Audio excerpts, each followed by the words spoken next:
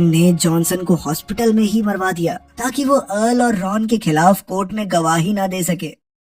Johnson की मौत के बाद जेल के वार्डन और कुछ लॉयर्स ने अर्ल को मिलने के लिए बुलाया और कहा कि इस हमले में तुम्हारा पूरा हाथ था, इस बात को कबूल कर लो। लेकिन अर्ल ने कुछ भी ऐसा मानने से मना कर दिया क्योंकि अब उनके इकलौते गवाह की तो मौत हो चुकी थी और सबूत कुछ था ही नहीं। फिर उसके जाने के बाद जेल का वार्डन अपने ऑफिसर्स से कहता है कि ये कैदी इस जेल में बहुत ज्यादा ताकतवर हो चुका है, जब चाहे जिसको चाहे मरवा रहा है। जज से कहकर इसकी सजा बढ़वाओ और किसी दूसरी जेल में शिफ्ट करो इसे, जहाँ इसकी इतनी चलती ना हो। साथ ही उन्होंने रॉन की रिपोर्ट में भी इस घटना का जिक्र कर दिया। उन्होंने जज से उसकी सजा बढ़ाने की भी मांग की क्योंकि वार्डन के हिसाब से रॉन भी अर्ल की गैंग का एक खतरनाक मेंबर बन चुका था। खैर जल्द ही रॉन को उसकी अगली कोर्ट हियरिंग के लिए ले जाया गया, जहां जज ने वार्डन के रिकमेंडेशन पर उसकी सजा में 5 साल और जोड़ दिए। ये सजा सुनते ही रॉन भड़क उठा और उसने जज और अपने वकील को गालियां देनी शुरू कर दी, जिसके बाद पुलिस वाला उसे पकड़कर होल्डिंग सेल में वापस ले गया। वहाँ रॉन के पिता उससे मिलने आए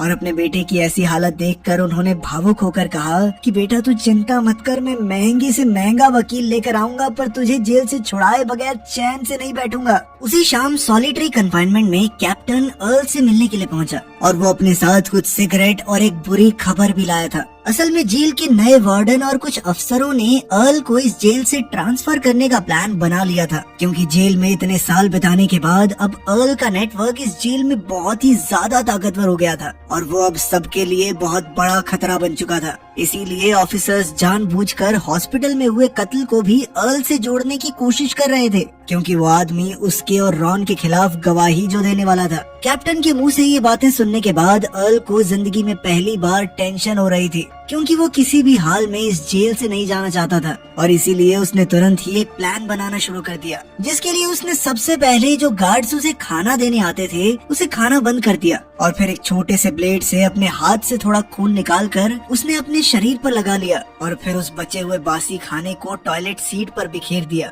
अर्ल को इस हालत में देखकर अब गार्ड्स को लग रहा था कि शायद सॉलिटरी कन्फाइनमेंट में ज्यादा देर तक रहने की वजह से अर्ल का मानसिक संतुलन बिगड़ गया है और इसीलिए उसे तुरंत ही वहाँ से निकालकर मेंटल वार्ड में डाल दिया गया। बाहर निकलकर अर्ल सबसे पहले रॉन से मिला और जब उसे पता चला कि रॉन भी अब कई साल तक जेल में रहने वाला है तो उसने तुरंत ही रॉन के साथ जेल से भागने का प्लान बनाने का फैसला किया। इसके लिए रॉन ने सबसे पहले अपने पिता को उसके और अर्ल के लिए जेल से निकलने के बाद एक नई जगह पर सुरक्षित ठिकाने का इंतजाम करने को कहा, जिसके बाद अर्ल जेल में हो रही हर एक चीज पर पैनी नजर रखने लगा ताकि वो जेल से भागने का ऐसा रास्ता ढूंढ सके जिसमें पकड़े जाने की कोई संभावना ही न हो।